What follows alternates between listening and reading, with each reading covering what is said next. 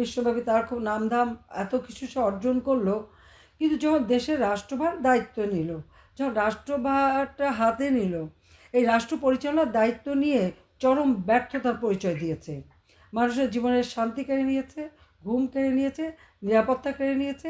মানুষ শান্তিতে ঘরে ঘুমাতে পারে না, চলতে পারে না। তার ক্ষমতা লিপ্সাই না, তার অর্থ লিপ্সাটাও অনেক প্রবল। আমি একটা তথ্য আপনাদেরকে দিতে চাই। আমাদের এই নোবেল লরেট, উনি নোবেল প্রাইজ পেয়েছেন, খুব ভালো কথা। তো উনি কি কোনো কতগুলি প্রশ্নের উত্তর দেবেন আমাদেরকে? আমরা যদি সেই প্রশ্নগুলি করি, সেই উত্তরগুলি আমরা তার কাছে চাই। যে তার যে এত টাকা, যা দেশে বিদেশে সে সমানে খরচ করছে, এই টাকাগুলি সে কোথায় পেল, সেটা একটা প্রশ্ন।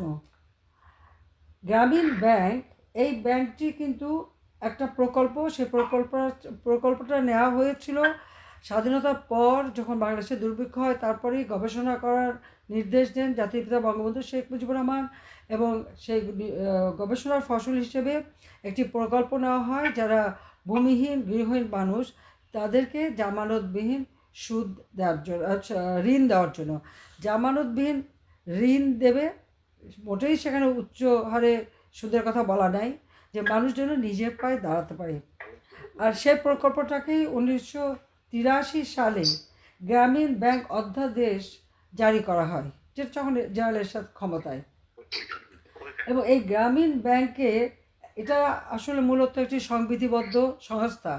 আমাদের যে সংবিধান স্বাধীনতার পর জাতির পিতা বঙ্গবন্ধু শেখ মুজিব দিয়েছিলেন, সেই সংবিধানের 152 নম্বর অনুচ্ছেদ অনুযায়ী গ্রামীণ ব্যাংক একটি সংবিধিবদ্ধ সরকারি কর্তৃপক্ষ, অর্থাৎ স্ট্যাটিউটরি পাবলিক অথরিটি।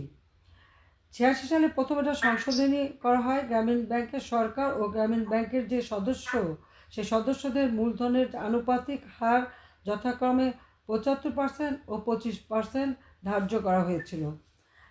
আর আপনারা জানেন যে এটা পরবর্তীতে আবার একবার সংশোধন করা হয়, কিন্তু এই গ্রামীণ ব্যাংকে চাকরি পায় ইউনূস, সেটা পেয়েছিল 90 সালে। 90 সালে 13ই আগস্ট ইউনূসকে গ্রামীণ ব্যাংকের এমডি ব্যবস্থাপনা পরিচালক হিসেবে নিয়োগ দেওয়া হয়। মানে 1990 সালে 13ই আগস্ট ইউনূস গ্রামীণ ব্যাংকের ব্যবস্থাপনা পরিচালক হিসেবে চাকরি পায়। কাজে যোগদান করে 19 আগস্ট 1990 সালে।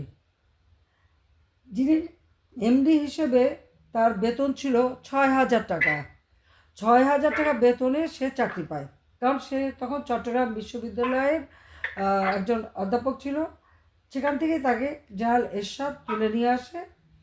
আর সেই থেকে আপনারা জানেন যে ইউনূস এই ব্যাংকের দায়িত্ব নেয়, কিন্তু দায়িত্ব নিয়ে আস্তে আস্তে ব্যাংকটাকে সে গ্রাস করে নেয়। উচ্চ সুদের হার, মানুষের সব সহায় সম্বল সব শেষ করে দেয়, কিন্তু ওনার পকেট কিন্তু ভারী হয়ে যায়। আমি বেশি দূর বলতে চাই না, আমি একটা প্রশ্ন করব। 2023 সালে ইউনূসের 3 ব্যাংকে যে টাকা, সেখানে বিশেষ করে একটি ব্যাংক, যেটা তার ব্যক্তিগত ব্যাংক হিসেবে সবাই জানে, সেখানে 118,27,76,308 কোটি টাকা ছিল। এই 118 কোটি টাকা তিনি কোথায় পেলেন? এছাড়াও কিছুদিন আগে 2023 সালের শেষের দিকে একটা চেক আমার হাতে আসে। তখন দেখা গেল যে সেই চেকটা বিএফআইইউ ওটা তদন্ত করে, এবং সেটা দেখা গেলো সেটা ইউনূসের ব্যক্তিগত চেক। ব্যক্তিগতভাবে টাকা রাখে। যখনই সে টের পেল যে টাকার খবর নেওয়া হচ্ছে, তখন সে ইউনূস ফাউন্ডেশন নামে একটা ফাউন্ডেশন করে, সেখানে ফিক্সড ডিপোজিট করে দেয়, যদিও সেই ফাউন্ডেশনটা কোনো রেজিস্ট্রেশন নাই। এছাড়াও প্রায় 8 কোটি টাকা, তাছাড়া বিভিন্ন ব্যাংকে তার বিভিন্ন টাকা রয়েছে। তাছাড়া 2006 থেকে 8 ইউনূসের 47,89,96,652 টাকা ছিল। গ্রামীণ ব্যাংকের এমডি হিসেবে 6,000 টাকা বেতনে চাকরি করে এই টাকাটা সে কোথা থেকে পেল? এবং বিএফআইইউ, বাংলাদেশ ব্যাংকের যে তদন্ত কমিটি, সেই কমিটির হিসাব মতে 2001 থেকে 11 ৬৬ কোটি টাকা রেমিটেন্স আসে। আপনারা জানেন যে এটা কোথা থেকে সেই টাকাটা পেলো, এর হিসাবটা ইউনূস যে দেশবাসীকে দিবে কিনা সেটাই আমার কথা। হ্যাঁ, উনি বলবেন উনি লেকচার দিয়ে টাকা পেয়েছেন। আপনারা আমেরিকা আছেন, আমি আপনাদের কাছে একটা কথা জিজ্ঞাসা করি, উনি যে বিভিন্ন জায়গায় লেকচার দিতেন, এক এক লেকচারে কত টাকা করে পেতেন?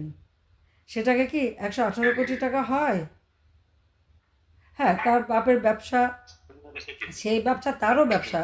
সেখানে সে গ্রামীণ ব্যাংকের থেকে মোটা টাকা প্রায় ৯ কোটি টাকার মতো তিনি ঋণ দিয়ে অন্য একটা ব্যাংকে যে ঋণ খেলাপি ছিল সেই টাকা শোধ করে, এবং যে টাকা ঋণ দিচ্ছে সে ঋণের টাকাও আবার উনি মাফ করে দেন।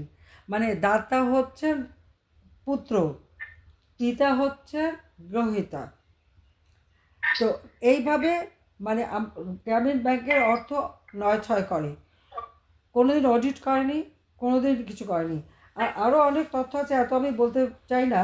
তবে তিনি সবাইকে শোনান ওনার নাকি কিছু নাই, বাড়ি নাই, গাড়ি নাই, জমি নাই, কিচ্ছু নাই, একবারে ফকির। হ্যাঁ, ৬,০০০ টাকার বেতন পেয়ে হয়তো কিছু নাও থাকতে পারে, কিন্তু প্রশ্নটা হচ্ছে এত টাকা ইউনূসের আসলো কোথা থেকে? তার জবাব তো দিতে হবে তাকে, জনগণের কাছে দিতে হবে, কারণ এ টাকা জনগণের টাকা।